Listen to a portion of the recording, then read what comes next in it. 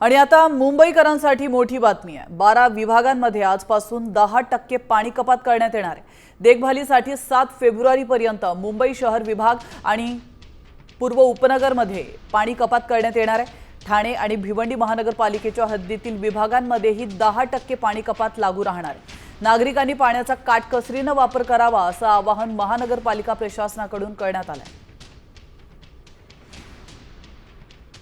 आपण पाहतोय ए वॉर्ड मध्ये नेवल डॉकयार्ड, बी वॉर्ड, सी वॉर्ड आणि सी वॉर्ड मध्ये भेंडी बाजार, बोहरी मोहल्ला, त्याचप्रमाणे घोगरी मोहल्ला या ठिकाणी पाणी कपात होणार आहे।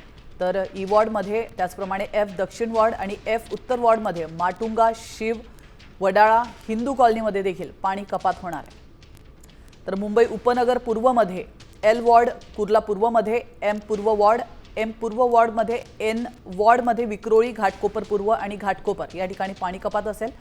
तर इकडे एस वॉर्ड मध्ये भांडूप, नाहूर, कांजूरमार्ग आणि विक्रोळी पूर्व, तर टी वॉर्ड मध्ये मुलुंड पूर्व आणि पश्चिम परिसर मध्ये देखील पाणी कपात होणार आहे।